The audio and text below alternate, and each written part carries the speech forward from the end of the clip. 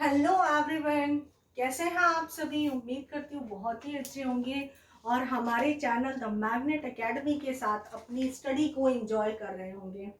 जो हमारी previous video थी कोऑर्डिनेशन कंपाउंड से रिलेटेड, उम्मीद करती हूँ आप सबने देख ली होगी।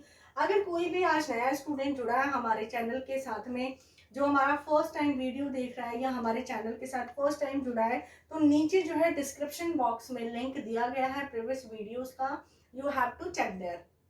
ओके, तो जो हमने किया था कल, नॉर्मल कोऑर्डिनेशन कंपाउंड्स के बारे में पढ़ा, जिसमें हमने क्या क्या पढ़ा था।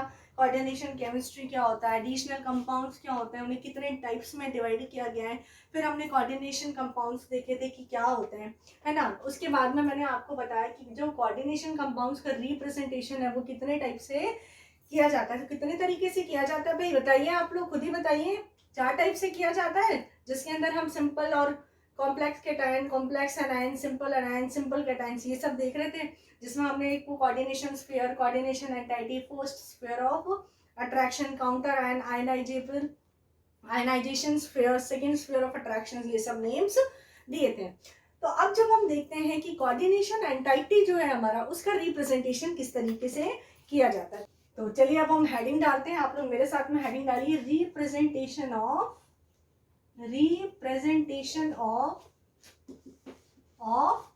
कोऑर्डिनेशन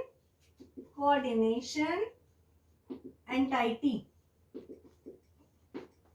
है ना। समन्वय मंडल का प्रदर्शन हम किस तरीके से करते हैं, तो देखिए इसके प्रदर्शन के लिए हम किस तरीके से लिखते हैं, इस तरीके से इसको लिखते हैं भाई, mln power plus minus x। ठीक है, जब हम इनकी बात करते हैं कि m क्या है यहाँ पर, सेंट्रल मेटल एटम, क्या होता है ये, सेंट्रल मेटल एटम। l क्या है यहाँ पर, लिगेंड्स, l क्या है इधर, लिगेंड्स है। n क्या है यहाँ पर, नंबर ऑफ लिगेंड्स, लिगेंडों की संख्या है। और ये क्या है, charge on complex, plus minus x क्या है, चार्ज ऑन कॉम्प्लेक्स। भाई प्लस में है, माइनस में है, किस तरीके से है, तो ये क्या, इस पर आवेश को, संकुल पर आवेश के बारे में हमको ये चीज बताता है। तो complex and charge on complex ion हम कहते हैं।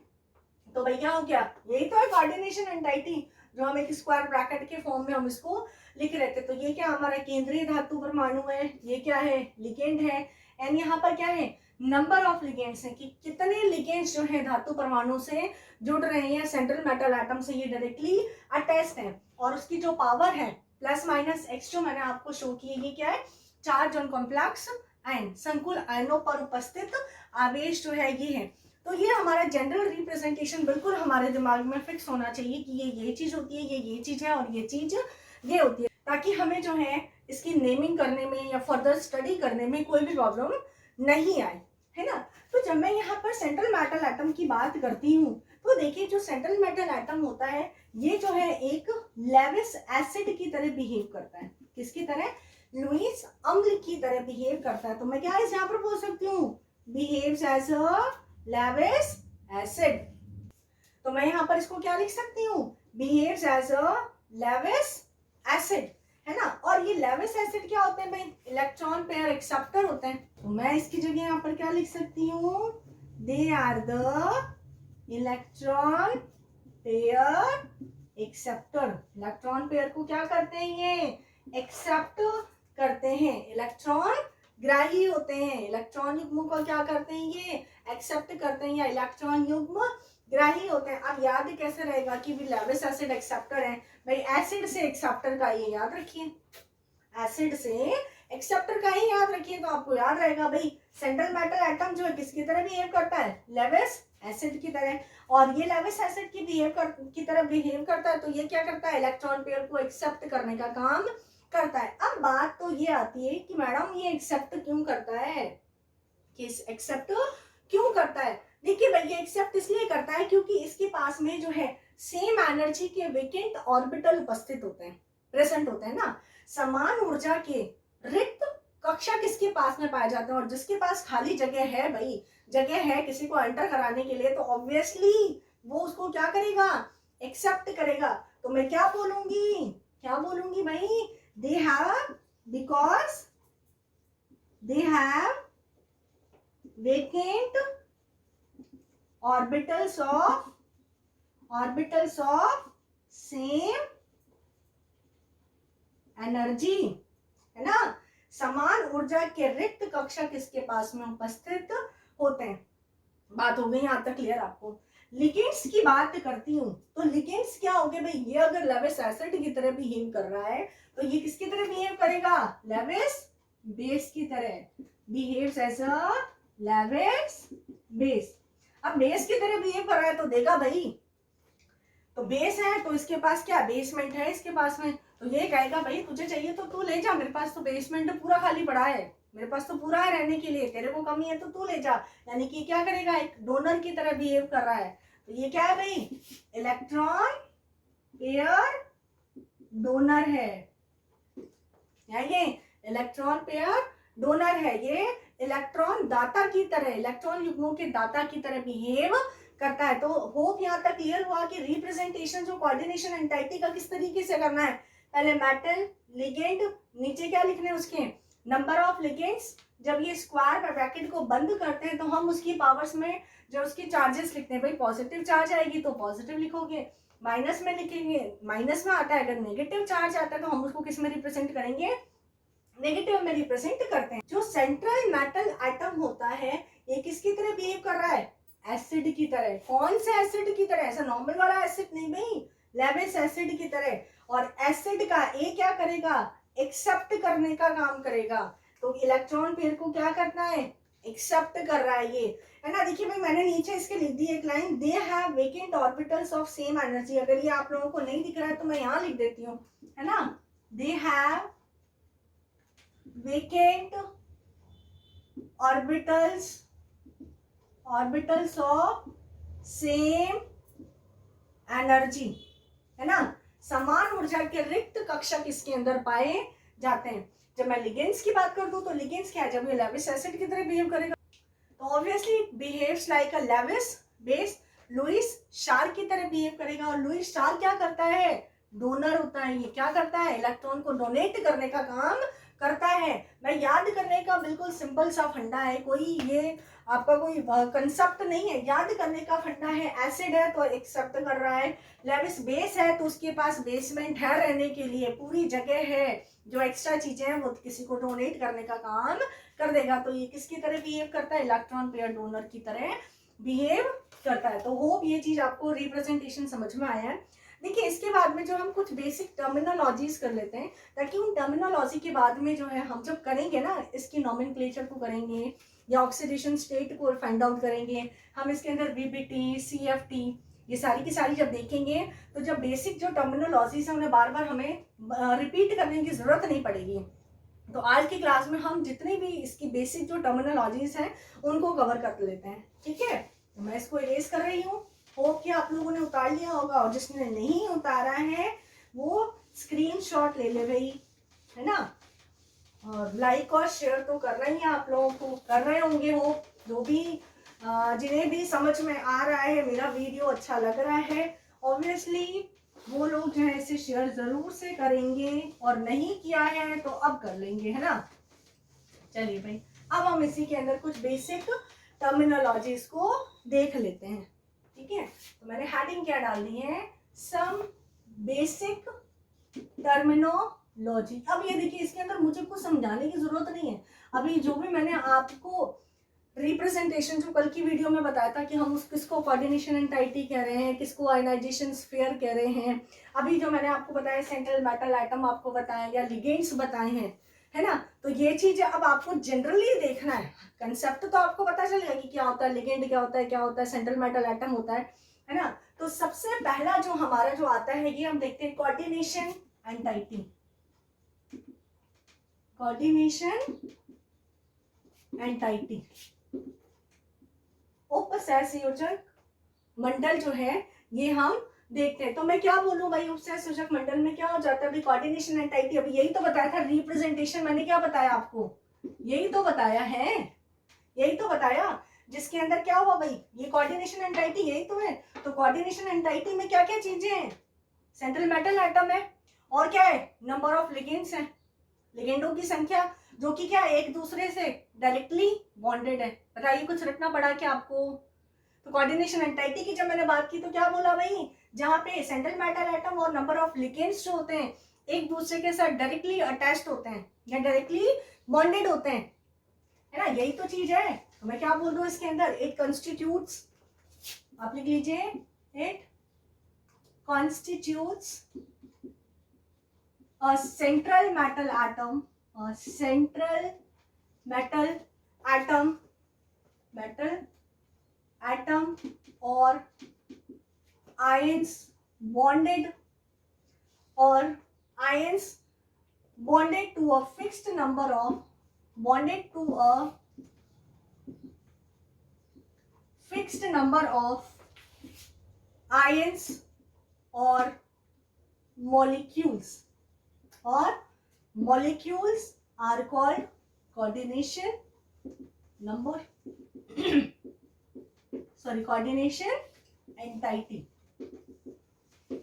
coordination entity यही तो है भाई, मेटल है, सेंट्रल मेटल एटम है, उसके साथ में लिगेंड्स हैं, है ना, कि सेंट्रल मेटल एटम के साथ में और जो आयंस हैं या जो मॉलिक्यूल्स हैं जो क्या डायरेक्टली बॉन्डेड है या डायरेक्टली अटैच्ड हैं उस क्लोजली जो उस स्क्वायर ब्रैकेट के अंदर, ये क्या कहलाता है आपका कोऑर्डिनेशन एंटाइटी। जैसे मैंने बोल दिया, एग्जांपल ले लिया मैंने COCl3NH3 का होल थ्राइस, ये मैंने एग्जांपल ले लिया। तो इसके अंदर मैं क्या बोलूंगी भाई, जो कोबाल्ट तो क्या है सेंट्रल मेटल एटम है। अब याद करिए रिप्रेजेंटेशन मैंने अभी आपको बताया, अभी आप कहेंगे मैडम आपको क्या पता चला, मेटल यही है, और ये वाले जो लिगेंड्स हैं जो उसके साथ अदर जो मॉलिक्यूल्स हैं या जो आयंस हैं जुड़े हुए, तो उस रिप्रेजेंटेशन को याद रखिए ना, कि उस रिप्रेजेंटेशन में सबसे पहले मैंने आपको क्या बोला है, मेटल है, तो ये क्या है हमारा सेंट्रल मेटल एटम, और बाकी क्या है आपके लिगेंड्स है। अब कहेंगे मैडम आपको क्या पता चला, बाकी भाई लिगेंड ही तो मेटल के साथ लिगेंड ही जुड़ रहा है। अब लिगेंड जो है ये नंबर ऑफ लिगेंड्स है, यानी कि एक से ज्यादा भी लिगेंड हो सकते हैं, एक भी हो सकता है, ठीक है ना, तो ये हो गया भाई आपके, ठीक है। अब इसी तरीके से मैं एक और एग्जांपल दे दूं, NiCO4। अभी इसकी नेमिंग नहीं लिख रही हूं मैं, जब मैं IUPAC करवाऊंगी ना तो ये चीजें आप अपने आप लिख लेंगे, मुझे नेमिंग हर चीज में बनाने की जरूरत नहीं पड़ेगी, ठीक है। तो ये तो क्या हो गया इसका सेंट्रल मेटल एटम, और ये क्या हो गया लिगेंड्स के नंबर, यानी कि क्या हुआ कि एक जो सेंट्रल मेटल एटम या जो लिगेंड्स हैं वो अदर फोर कोबाल्ट के साथ क्या है, बॉन्डेड है, अदर 4 कोबाल्ट के साथ में बॉन्डेड है। तो आपको क्लियर हुई ये चीज, ये टर्म है ना। तो कोऑर्डिनेशन एंटाइटी आप लोग लिख लीजिए, वापस एक बार बोल देती हूँ, it constitutes a central metal atom और ions bonded to a fixed number of ions और मॉलिक्यूल्स। यहाँ पर देखिए मैं अभी ये लिगेंड्स वगैरह नहीं बोल रही हूँ, हालांकि ये पता है आपको कि ये सेंट्रल मेटल एटम है और ये लिगेंड है और ये लिगेंड के नंबर्स हैं। या तो आप इसको इस तरीके से भी लिख सकते हैं कि when it constitutes central metal atom or ions bonded with a number of ligands, ऐसा भी बोल सकते हैं, गलत नहीं है, आप इसको इस तरीके से बोल सकते हैं bonded with a number of ligands and this one is number of ligands, okay. तो ये हो गया आपका कोऑर्डिनेशन एंटाइटी। होप की क्लियर हुआ है, टर्म्स को बस समझिए आप लोग, ताकि जब आगे जब हम लोग करेंगे ना तो चीजों को जब मैं बोलूँ ये कोऑर्डिनेशन एंटाइटी है, ये इसका कोऑर्डिनेशन नंबर है, ये इसके लिगेंड्स हैं, उस चीज को मुझे बार बार नहीं बताना पड़े, है ना। तो एक दो वीडियोस जो है हमारी बिल्कुल आराम से जा रही हैं, बिल्कुल छोटे छोटे सी बिल्कुल इजी वे में मैं लेकर के जा रही हूँ, ताकि टर्म्स जो है आपकी बिल्कुल क्लियर हो जाए, है ना। तो सेकेंड टर्म हम देखते हैं हमारा सेंट्रल मेटल एटम या सेंट्रल एटम, कुछ भी कह सकते हैं भाई, है ना, एटम और आयन भी कह सकती हूँ, एक ही बात है ना। केंद्रीय धातु परमाणु या आयन, देखिए क्या होता है, केंद्रीय धातु परमाणु जो होते हैं ये किसके साथ जुड़े हुए हैं, लिगेंड्स के साथ ही तो जुड़े हैं, और ये लिगेंड्स क्या हो सकता है, न्यूट्रल भी हो सकता है और एनाइंस भी हो सकते हैं। और सेंट्रल मेटल एटम क्या हो सकता है, न्यूट्रल भी हो सकता है और कैटाइंस भी हो सकते हैं, और कैटाइंस भी हो सकते हैं। तो मैं इसमें क्या बोल दूं, कैटाइन और न्यूट्रल एटम्स बाय विच 2 और more than 2 anions or neutral atoms are bonded together. Is it clear? Are bonded together. तो मैं क्या बोल दूं भाई, सेंट्रल मेटल एटम कैटाइंस और neutral molecules by which two or more than two molecules or anions are bonded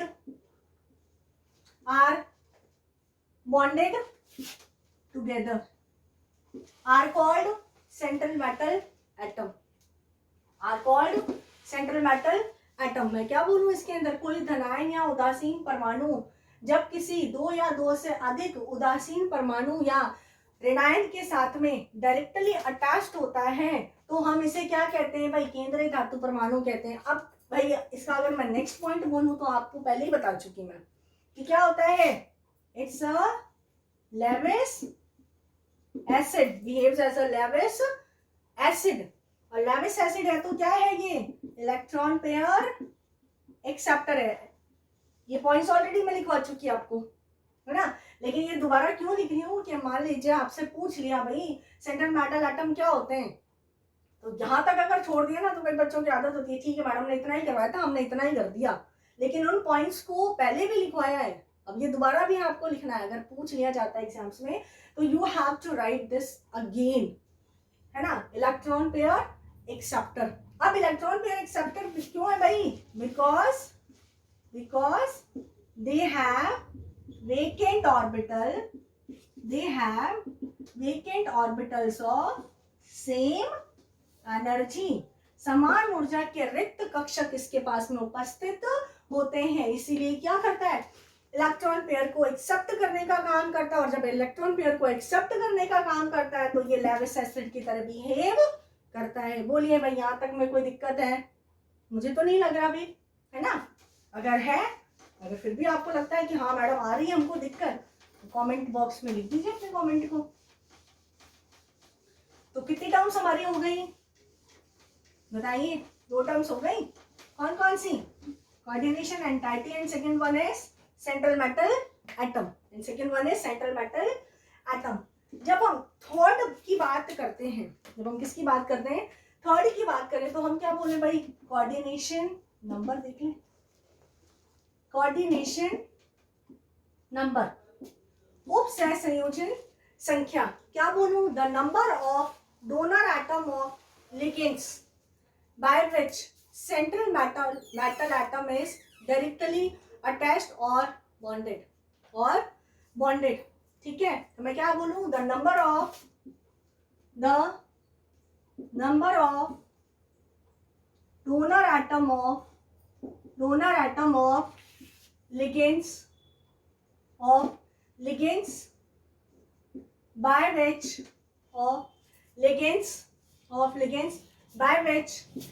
the central metal atom is directly attached are called coordination number. Coordination number को मैंने short में C dot N लिख दिया है. क्या लिख दिया है, C डॉट एन लिख दिया. तो मैंने क्या बोला भाई, डोनर एटम कौन से हैं, लिगेंड्स से. तो ये तो बोला इलेक्ट्रॉन पेयर डोनर है भाई, डोनर एटम की तरह बिहेव करते हैं. तो लिगेंड्स जब सेंट्रल मेटल एटम के साथ में जितने लिगेंड्स जुड़े हुए होते हैं उन्हीं लिगेंड्स की जो संख्या होती है या नंबर ऑफ लिगेंड्स जो होते हैं यही क्या कहलाते हैं, आपके कोऑर्डिनेशन नंबर या उप सह संयोजक जनसंख्या कहलाती है. उप सह संयोजन संख्या कहलाती है. तो मैं कुछ एग्जांपल्स ले लेती हूँ, जैसे PtCl6-2 ये मैंने ले लिया. अब देखिए भाई Pt क्या है, तो ये Pt क्या है, सेंट्रल मेटल एटम. इसीलिए तो मैंने रिप्रेजेंटेशन आपको बताया था कि मुझे बार बार नहीं बताना पड़े ये मेटल एटम है ये लिगेंड्स हैं. तो इस सेंट्रल मेटल एटम से बताइए ये नंबर ऑफ लिगेंड्स कितने जुड़े हुए हैं, डायरेक्टली 6 जुड़े हैं कि नहीं जुड़े. तो मैं इसके लिए कोऑर्डिनेशन नंबर कितना बोल दूं भाई, 6 बोलना पड़ेगा ना मुझको. यही तो मैंने डेफिनेशन में लिखवाई है कि जितने लिगेंड्स सेंट्रल मेटल एटम के साथ में डायरेक्टली जुड़े हुए हैं ये क्या कहलाते हैं, इसकी कोऑर्डिनेशन नंबर कहलाते हैं। इसी तरीके से एक और एग्जांपल हम ले लेते हैं, जैसे NiNH3 होल 4 प्लस 2। अब आप खुद बताइए मुझको, Ni के साथ कितने लिगेंड्स जुड़े हैं? 4। कितने जुड़े हैं भाई? 4। तो इसके लिए कोऑर्डिनेशन नंबर क्या हो गया मेरा? 4 हो गया, कितना हो गया? 4 हो गया। इसी तरीके से देखिए एक और एग्जांपल लेते हैं हम, FeC2O4 होल थ्राइस माइनस का 3। ठीक है, अब देखिए भाई, central metal atom, ligands, number of ligands, charges, यही तो है। अब मैं इसमें कोऑर्डिनेशन नंबर बोलूं ना, तो आप में से अधिकतर बच्चे क्या बोलेंगे? 3। आप में से अधिकतर बच्चे क्या बोलेंगे? 3, जबकि 3 नहीं है। देखिए जब हम लिगेंड्स की बात कर रहे हैं ना, तो मैं आपको टाइप्स ऑफ लिगेंड्स भी बताऊंगी, है ना। लिगेंड्स भी कई टाइप के होते हैं भाई, न्यूट्रल भी होता है, मोनो भी होता है, बाई भी होता है, पॉली भी होता है, ठीक है ना। तो इसके अंदर बाईडेंटेड भी होते हैं, पॉलीडेंटेड भी होते हैं। इस तरीके से हम मारेंगे, हेक्साडेंटेड आएगा, पेंटाडेंटेड आएगा, पंचदंतु, षट्दंतु, इस तरीके से आएंगे। तो इसके अंदर ये जो ऑक्सिलेट है, ये जो ऑक्सिलेट है ना, ऑक्सिलेटो, ये कैसा होता है? बाईडेंटेड है, द्विदंतुक है। कैसा है ये? द्विदंतुक है। अगर ये बाईडेंटेड है तो बाई, और ये कितने हैं?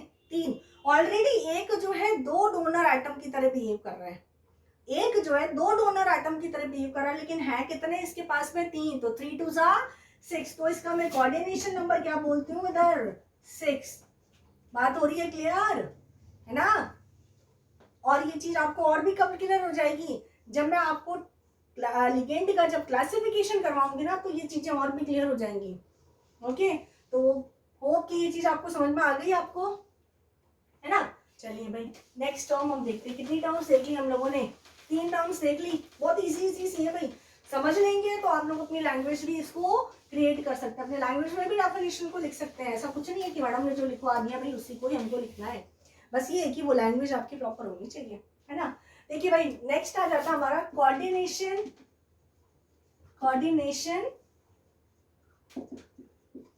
स्फीयर।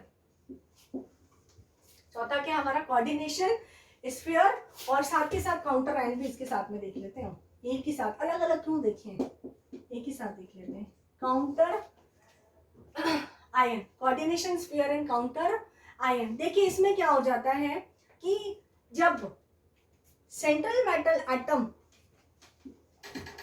और लिगेंड एक दूसरे के साथ डायरेक्टली अटैच्ड है, लेकिन किसमें? एक स्क्वायर ब्रैकेट के अंदर, एक स्क्वायर ब्रैकेट के अंदर। तो ये तो क्या कहलाता है आपका? Coordination sphere. ये ऑलरेडी मैं करवा चुकी। और कोऑर्डिनेशन स्फीयर के बाहर की तरफ, अगर कोऑर्डिनेशन स्फीयर के बाहर की तरफ या इधर हो या फिर इधर हो, भाई आएगा एक ही, या तो आप ऐसे लिखें या तो आप ऐसे लिखें। तो इस स्क्वायर ब्रैकेट के बाहर अगर कोई आयन प्रेजेंट है तो ये क्या कहलाता है आपका? Counter ion. क्या कहलाता है? Counter ion. तो होप की ये चीज क्लियर हुई है, होप की ये चीज आपकी क्लियर हो चुकी है। तो मैं लिख दूं इसको, तो लिखिए मेरे साथ में, द सेंट्रल एटम और आयन, द सेंट्रल एटम और ions and the ligands are attached to it are enclosed in square bracket are collectively known as coordination sphere, coordination sphere। तो बात हुई भाई, एक स्क्वायर ब्रैकेट के अंदर जब सेंट्रल मेटल एटम और लिगेंड्स डायरेक्टली अटैच्ड होते हैं या बॉन्डेड होते हैं, तो हम उसी को क्या कहते हैं? कोऑर्डिनेशन स्फीयर कहते हैं। अब काउंटर आयन क्या हो गया? तो मैं क्या बोल दूं मैं नीचे, and the ionizable groups are groups are written outside the bracket are called counter ion. जैसे एक एग्जांपल लेते हैं, आप लोग खुद ही मुझे आंसर बता देंगे. K4Fe2CN6. अब आप मुझे बताइए काउंटर आयन कौन सा और कोऑर्डिनेशन एंटाइटी कौन सा या कोऑर्डिनेशन स्फीयर कौन सा? This one is coordination sphere. क्योंकि स्क्वायर ब्रैकेट में प्रेजेंट है ये, और स्क्वायर ब्रैकेट के बाहर चाहे राइट साइड हो चाहे लेफ्ट साइड हो, ये क्या कहलाता है आपका? Counter ion. क्या कहलाता है आपका? काउंटर आयन कहलाता है. बात हुई क्लियर आपको, है ना? चलिए भाई, अब हमारा नेक्स्ट टर्म, तो कितनी टर्म्स हो गई हमारी? 4 टर्म्स तो हो गई हैं. 5वीं हम देखते हैं, कोऑर्डिनेशन पॉलीहेड्रन. कोऑर्डिनेशन हेडिंग डालिए, coordination polyhedron.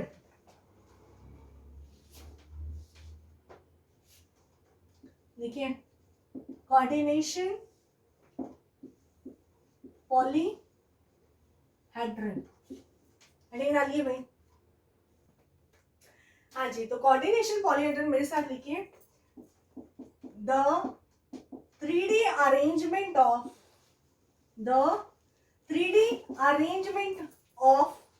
donor atom of ligands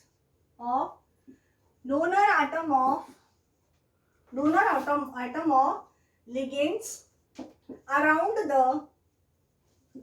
the central metal atom.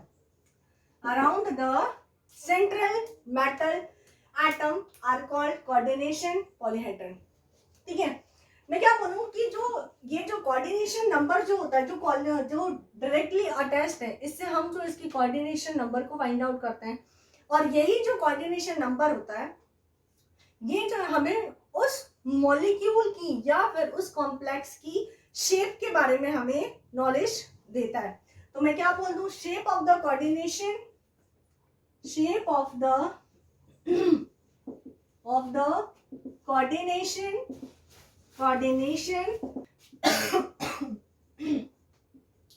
polyhedron depends upon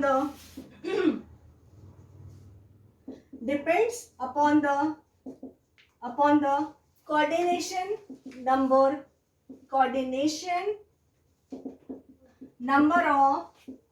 of central metal atom.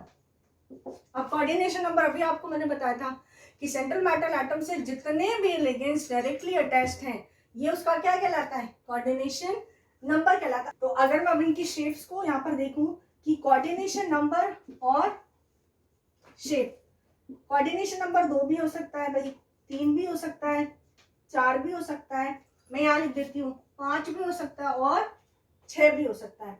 अगर 2 होगा तो उस कॉम्प्लेक्स की शेप कैसी होती है? लीनियर. कैसी होती है? लीनियर. 3 होता है तो ट्राइगोनल प्लेनर. कैसा होता है भाई? हाइब्रिडाइजेशन आप लोगों ने क्लास 11th में पढ़ा है ना, बस वही वाला ये. अगर 4 हो तो टेट्राहेड्रल. 4 हो तो टेट्राहेड्रल. अगर 5 हो तो ट्राइगोनल बाय पायरामिडल. 5 हो तो ट्राइगोनल बाय पायरामिडल. और अगर 6 होता है तो क्या हो जाता है भाई? ऑक्टाहेड्रल. 6 होता है तो क्या होता है? ऑक्टाहेड्रल. रेखीय, समतल, त्रिकोणीय, चतुष्फलकीय, त्रिकोणीय, द्विपिरामिडीय और अष्टफलकीय. So write it or take a screenshot. Okay? कितने हो गए हमारे भाई टर्मिनोलॉजीज? मेरे ख्याल से 5 हो गई, है ना? अब देखिए भाई,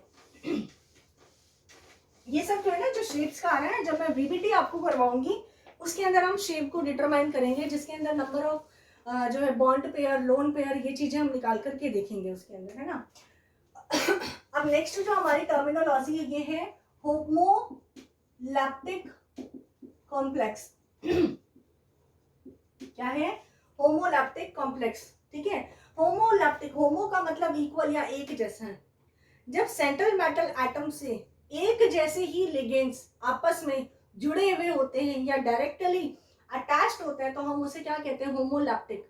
और अगर अलग अलग डिफरेंट टाइप के लिगेंड अगर सेंट्रल मेटल एटम से जुड़े हो तो हम उसको क्या कहेंगे? हेटेरोलैप्टिक कॉम्प्लेक्स, है ना। तो होमोलैप्टिक कॉम्प्लेक्स लिखिए भाई, कॉम्प्लेक्स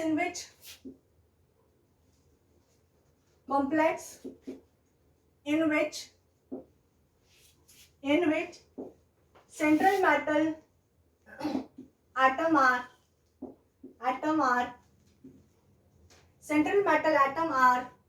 bonded या attached with one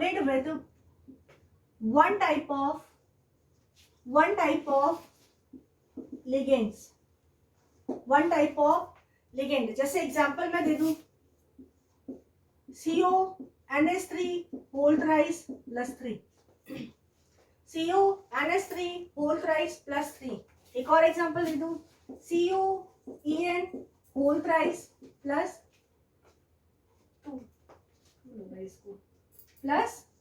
2 COEN whole twice. अब ये EN क्या है? जब हम टाइप ऑफ लिगेंड पढ़ेंगे ना तो वहां पर ये सब देखेंगे हम, ठीक है। इथाइलिन डाइअमीन ये है वैसे। तो देखिए भाई इसके अंदर देखिए भाई ये सेंट्रल मेटल एटम, ये लिगेंड, नंबर ऑफ लिगेंड, तो 3 लिगेंड एक जैसे तो जुड़े हैं। इसके अंदर भी EN जो लिगेंड है 2 एक जैसे ही तो सेंट्रल मेटल एटम से जुड़ा हुआ है। तो इस टाइप के लिगेंड क्या कहलाते हैं? ऐसा कॉम्प्लेक्स जिसके अंदर एक ही टाइप के लिगेंड जो है सेंट्रल मेटल एटम से अटैच्ड होते हैं तो हम उसे क्या कहते हैं? होमोलैप्टिक कॉम्प्लेक्स, ठीक है। जब मैं हेटेरोलैप्टिक कॉम्प्लेक्स की बात करती हूँ भाई, इसी के अंदर ही मैं चेंजेस कर रही हूँ। हेटेरोलैप्टिक कॉम्प्लेक्स की बात करूं तो complex in which central metal atom are bonded with different type of ligands, अब इसके एग्जांपल्स हम देख लेते हैं, उतार लीजिए इसको। उसके अंदर क्या था? सेम टाइप ऑफ लिगेंड्स, और इसमें क्या है? डिफरेंट टाइप्स ऑफ लिगेंड, जैसे क्रोमियम EN होल ट्वाइस Cl2। एक और एग्जांपल देख लेते हैं हम, CONH3 होल 4 Cl2 प्लस। हम देखिए भाई ये सेंट्रल मेटल एटम, ये लिगेंड, ये सेंट्रल मेटल एटम, ये लिगेंड, और उसके ऊपर चार्जेस, न्यूट्रल भी हो सकता है और चार्जेस वाले भी हो सकते हैं, कैटायन या एनायंस कुछ भी हो सकते हैं कॉम्प्लेक्स आयंस को, है ना। तो देखिए भाई इसके अंदर ये और ये दोनों ही क्या है? लिगेंड्स अलग अलग हैं।